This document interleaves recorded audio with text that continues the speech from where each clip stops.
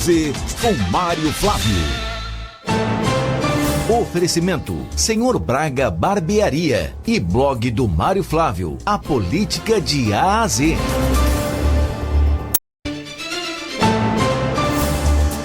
Secretário de Defesa Social rebate declarações de presidente da Alep e também do prefeito do Cabo de Santo Agostinho.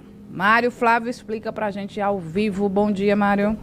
Olá, bom dia para você, Renata Vitor, bom dia para o nosso ouvinte. Pois é, olha, é guerra declarada, viu? Além disso, tudo que você falou aí, Renata, ontem a governadora Raquel Lira soltou nas redes sociais dela um vídeo que a gente até repercutiu semana passada aqui. Ela chama o deputado Joaquim Lira, que estava aqui acompanhando a agenda dela no Sesc de Caruaru, e diz: Joaquim, vamos usar a nossa base lá para aprovar esses empréstimos que estão travados na Assembleia. Álvaro Porto, semana passada, concedeu uma entrevista, né, criticando aí os dados da segurança, também usou as redes sociais dele para apontar falhas, dizendo que a violência aumentou. E a resposta veio ontem, numa entrevista à nossa co-irmã Rádio Folha, né, que retransmite o programa aqui do nosso companheiro do blog do Magno Martins, né, Vitor, jornalista Magno Martins. E foi uma resposta dura, não é isso? É isso, Mário. O presidente da Alep esteve no Folha Política, no programa na Rádio Folha, e disse que ele tem uma equipe de seguranças que faz a proteção dele, mas como cidadão ele se sente inseguro. E vamos ouvir a resposta do secretário de Defesa Social sobre essa declaração, secretário Alessandro Carvalho. Olha, você acabou de dizer, eu sou técnico e técnico num cargo político, né? E o que eu posso dizer é o que eu já disse antes. Trabalhamos com números, a mesma metodologia que é usada hoje é a metodologia que era usada em 2010, 2012, 2014, tá? E o que nós temos é 14 meses de redução de homicídios. O melhor ano do Pacto pela Vida foi 2013. Em 2013, com 3.100 homicídios no estado, a taxa de homicídios por 100 mil habitantes, que é quando você divide a quantidade de homicídios pela população, era de 34,1 homicídios por 100 mil habitantes. Hoje, Pernambuco está com a taxa de 33,4 homicídios por 100 mil habitantes. É uma taxa menor do que o melhor ano que Pernambuco já teve. Né? 2024, eu já disse, foi o ano com o menor número de registros de ocorrências de roubo que o Estado já teve. E isso é estatística. Dizer que não se sente seguro, a gente tem números para dizer, estamos melhores do que em qualquer momento que o Estado de Pernambuco já esteve. Pronto, tá aí, né, a resposta, né, uma taxa de uma vida, né, 34 para 33, isso a grosso modo falando, obviamente, né? Mas aí o secretário respondendo ao Álvaro Porto, dizendo que Pernambuco vive o melhor momento na questão da segurança. É uma guerra, né, de narrativas aí que vai acontecer, né, porque a governadora também, inclusive, trouxe dados ontem do programa Juntos pela Segurança, que evidenciam aí que houve essa melhora. Mas é claro que a situação não parou por aí, né, Vitor? Porque o prefeito do Cabo, Lula Cabral, pediu que a governadora Raquel Lira ela solicitasse a intervenção da Força Nacional, né, que é uma solicitação que só pode ser feita pelos governadores quando a gente beira o caos, né? Aí o governador chama a Força Nacional vem, né, que é uma força específica do governo federal, ela vem para atuar, para melhorar a situação da segurança, porque o prefeito do Cabo disse que a situação estava gravíssima por lá. A governadora não atendeu o pedido, recebeu o prefeito do Cabo, ele foi lá, fez foto, mas no outro dia voltou a criticar a governadora publicamente. Teve uma resposta também dura, inclusive aí para o prefeito Lula Cabral. Primeiro, esse pedido de força nacional, ele é descabido. Porque o Cabo vem apresentando redução no número de homicídios e de roubos na cidade, no ano de 2025. Né? Segundo, então só isso daí já é descabido. Segundo, a Força Nacional é a solução. Eu era secretário de Defesa Social em 2014, quando a Polícia Militar entrou em greve. A Polícia Militar, na época, tinha 20 mil policiais, hoje tem 15 mil, porque não foi feito o concurso necessário nas gestões anteriores para manter esse número. E a gente vai consertar isso agora por uma decisão como eu disse, da governadora Raquel Lira, assim que tomou posse. Com 20 mil homens, sabem quantos homens em greve, todo o estado, sabe quantos homens foram enviados pela Força Nacional? 120.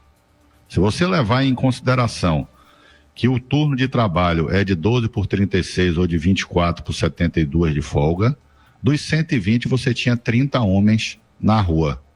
Então, é algo muito mais político do que concreto, e é político ainda mais porque o político ama a política, tá? Por quê? Porque os números estão reduzindo. Pronto, tá aí, né, a dura resposta ao prefeito do Cabo, Lula Cabral, né, que cobrou essa situação aí. Ele disse que trouxe dados e que nunca o Cabo esteve tão melhor, seguramente, do ponto de vista de segurança, né? Aí está o secretário rebatendo. Então, mostrando aí, Renato e Vitor, que o clima segue para lá de acirrado quando envolve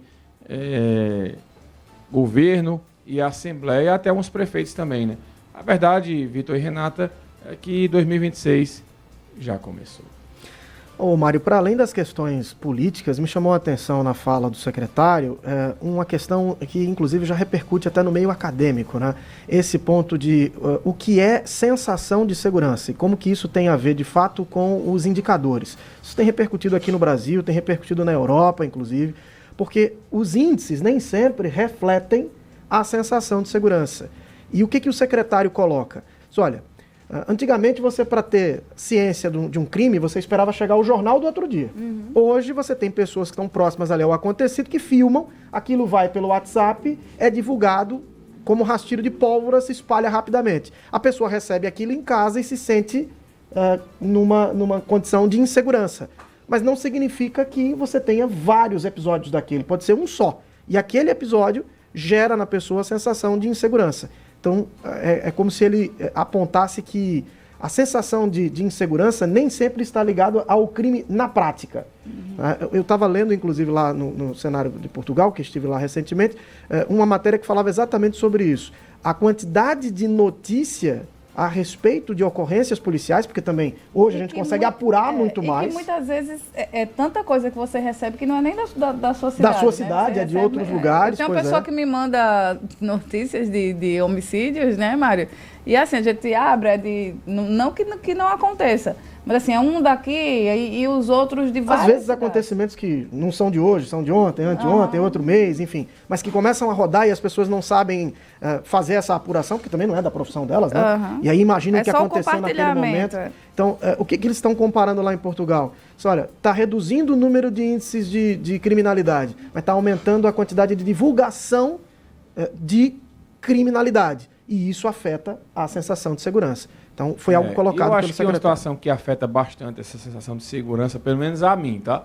É a questão da banalização do crime, né? Que você, hoje, você se fica assustado com a banalização. Por exemplo, esse latrocínio que aconteceu ontem aqui em Caruaru, né? Um idoso de mais de 80 anos, uma figura bastante querida, né? Lá da comunidade do Vassoural. O pessoal do que joga bola até comentou, né, que quando terminava a pelada, o racha ia para lá tomar um refrigerante, fazer aquela resenha, ele gostava muito da turma. Eu vi alguns colegas comentando isso. Então, assim, você vai assaltar um idoso e ainda mata ele, né? Um caso que aconteceu aqui no São Francisco, que eu até botei o vídeo no grupo, sábado passado, né? Um jovem vem, assalta duas idosas e ainda arrasta uma pelo chão. Então, assim, eu acho que essa situação aumenta essa sensação do medo, né, a violência, a banalização da violência, os crimes que são cometidos. Na semana passada a gente teve uma pessoa que foi assassinada na Feira de Salgado com uma facada no pescoço no meio de todo mundo, assim, de manhã. Então esses crimes eles aumentam bastante esse medo, essa sensação. E até mesmo, Vitor, a falta de iluminação, o mato alto. Aquele episódio de semana passada, por exemplo, que eu estava correndo lá na Via Parque. Foi a primeira vez, assim, veja, antes de acontecer aqueles tiros lá, que teve aquela perseguição policial, a primeira vez que eu tive medo de correr, porque o mato estava muito alto. E quando eu olhei, eu disse, pô, se alguém se esconder aqui dentro, você nem vê. Dá um bote em cima, de repente, quem vai fazer o mal vai fazer em qualquer hora, né, do dia. Mas quando tem situações que facilitam para que o mal seja feito, eu acho que aí sim aumenta essa sensação de insegurança que a gente passa por hoje. Isso é uma série de fatores, né, que a gente se sente mais inseguro a cada dia que passa. A verdade é essa.